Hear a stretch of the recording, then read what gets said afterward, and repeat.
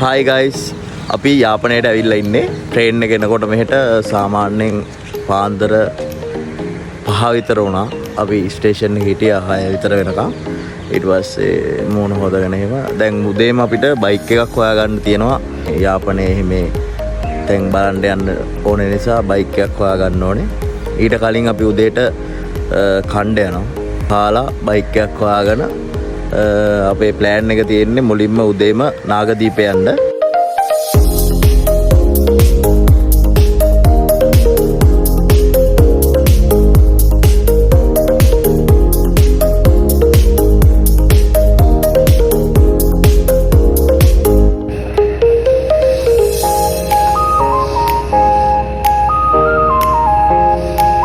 අපි නාගදීප යන්න තමා ලෑස්ති වෙලා ඉන්නේ.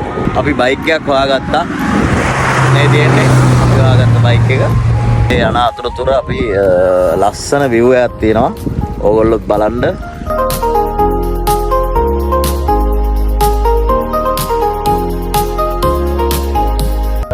කලපු තමයි දෙපැත්තෙම තියෙන්නේ මාළු වල්ලන්න දැල් ගහලා තියෙනවා. ඕගොල්ලන්ට පේනවා ඇති. අර තියෙන්නේ ඔය දැල් එහෙම ගහලා තියෙන්නේ.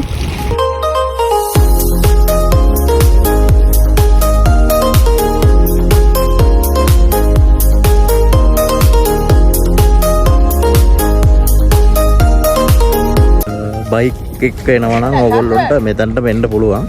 ඇවිල්ලා මෙතනින් බයික් එක දාලා බෝට්ටුවක තමයි මෙතනින් යන්න තියෙන්නේ.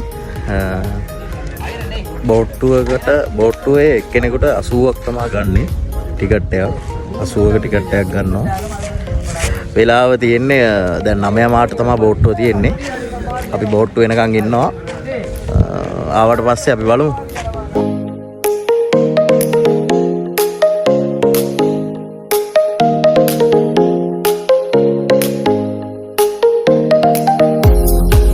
නාගදීප ගියපු වෙලාවේ අපිට හම්බුණා චයිනා මයිනා. පුවා හොරින් කඩපුවා. මේවා චයිනා වලින් ගෙනාපු මයිනා. මෙන්න ඊට හොඳ මිනිස්සු ටිකක් අද නාගදීපට ආවා. නාගදීපට ආවා බයික් එකේ. බයික් එකේ ඇවිල්ලා තමයි දූපත වටේ යන්නේ මෙයාලා. මේ විදිහ උඹලත් වරිල්ලා. මේ තියෙන්නේ නාගදීප දූපතේම තියෙන හින්දු කෝවිල. අපි දැන් කෝවිල ඇතුළට ඇවිල්ලා ඉන්නේ. මේ කෝවිලේ නම අයිනතිව් පූසානි අම්මාන් කෝවිල කියලා තමයි කියන්නේ. මෙතන ඇතුළට ආපුවම මාර නිස්කලංක හැඟීමක් තමයි එන්නේ. කිසිම ශබ්ද බද්දයක් නැහැ. අර ඇතුලේ පූජාවක් යනවා.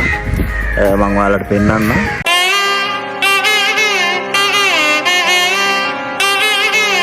ඊට පස්සේ අපි එන ගමන් තල් ගෙඩියක් කන්න ආසයි තිලා මේ යාපනයේ තල් ගස් තමයි වැඩිපුරම තියෙන්නේ.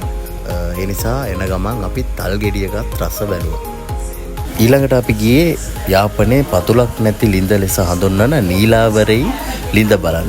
මේකේ පතුලක් නැහැ කියලා කීවට ඇත කාලයේදී හොයාගෙන තියෙනවා අඩි 53කින් පතුලක් හමු වෙන බවට.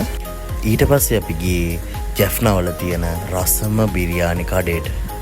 මේ රෙස්ටොරන්ට් එකේ නම තමයි සේලම් RR බිරියානි.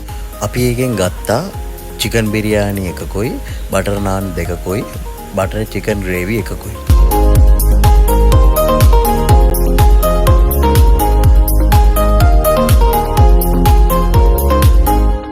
ඇත්තටම කෑම මාරම රසයි.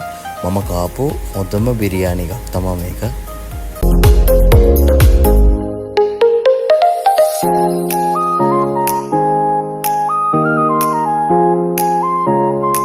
එක ජැෆ්නාවල බිරියානි වලටම හම්බෙන ඩෙසර්ට් එකක්. මේක ජැෆ්නාවල ඕනම තැනකින් බිරියානි එකක් ගත්තොත් ඔයගොල්ලන්ට හම්බෙනවා. අපි දැන් ඇවිල්ලා ඉන්නේ නල්ලූර් කෝවිලට.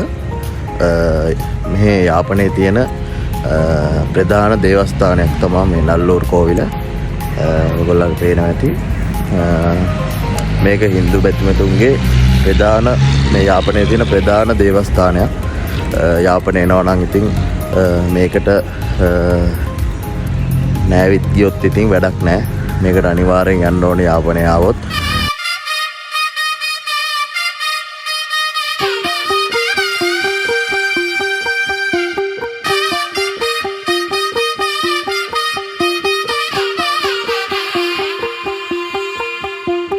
ඊට පස්සේ අපි ගියේ යාපනයේ තියෙන රියෝ අයිස්ක්‍රීම් එකට.